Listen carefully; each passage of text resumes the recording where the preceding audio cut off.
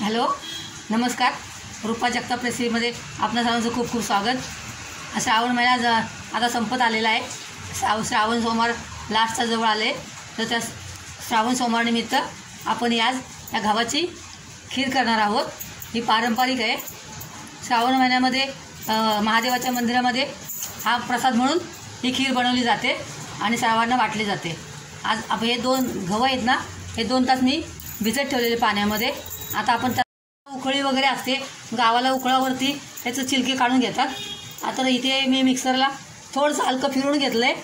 छान बऱ्यापैकी त्या गव्हाचे छिलके बघा निघालेले आहेत. भिजवलेले गहू आपण मिक्सरमधून हलकेसे फिरवून घेतलेत. बघा त्याचा गव्हाचा कोंडा बऱ्यापैकी निघून गेला आहे. बघा भरपूर कोंडा निघालेला आहे बाहेर. गावाला कसं उकळ असतं, वाण असतं, तर त्यामध्ये तो गहू काढतात आणि त्यामधला कोंडा बाहेर काढतात. तसं इथे नसतं मुंबईमध्ये. म्हणून मी मिक्सरला लावून घेतलं आहे. थोडंसं फिरवलं आहे, भरपूर कोंडा निघाला आहे बघा. त्यामध्ये पाणी काढून पाणी ओतायचं आणि स्वच्छ धुवून घ्यायचे गहू, म्हणजे कोंडा आपला निघून जाईल. स्वच्छ धुवून घेतलेले आहे, त्यामधला सर्व कोंडा निघून गेलेला आहे आणि गहू आपले बघा पांढरे पांढरे झालेले आहेत. आता आपण इकडे गॅसवरती बारीक टोप ठेवलेला आहे. त्यामध्ये पाणी ठेवले गरम करायला आणि ते पाणी उकळलं की ते आपण गहू त्यामध्ये टाकायचे. पाण्याला छान उकळी आलेली आहे आणि त्यामध्ये हे आपले गहू आपण ॲड करायचे.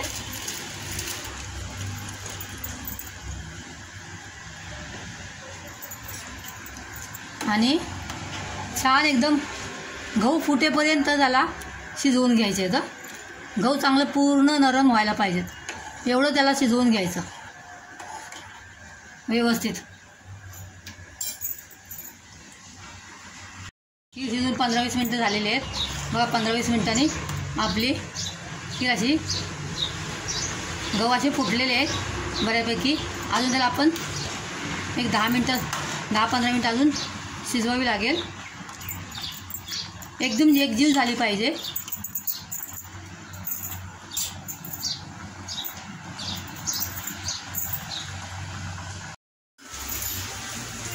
आता मी कमीत कमी अर्धाची खीर शिजलेली आहे आणि एकदम सॉफ्ट झालेली आहे. आता या स्टेजला आपण त्यामध्ये 1 वाटी गहू होते, आपण 1 वाटी त्यामध्ये गूळ टाकायचा आहे.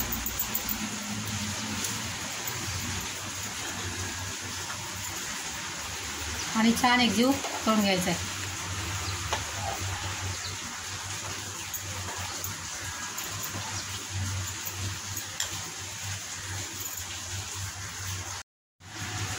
आपला गूळ छान एकजीव झालेला आहे.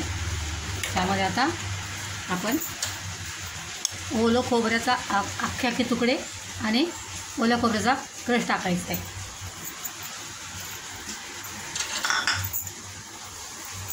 आणि छान शिजू द्यायचं आहे.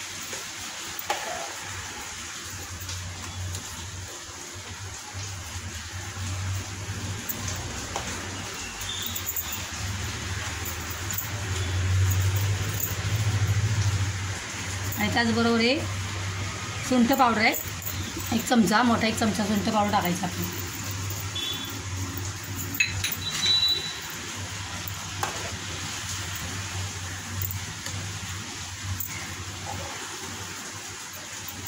आणि छान शिजू द्यायचं आहे.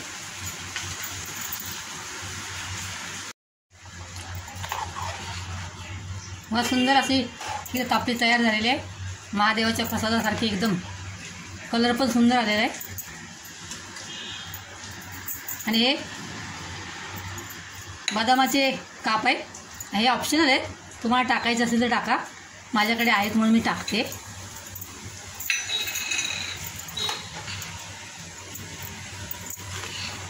आपली खीर तयार झालेली आहे.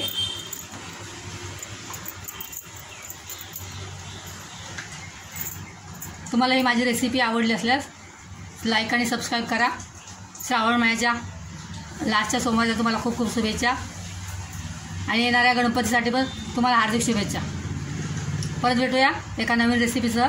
तोपर्यंत बाय.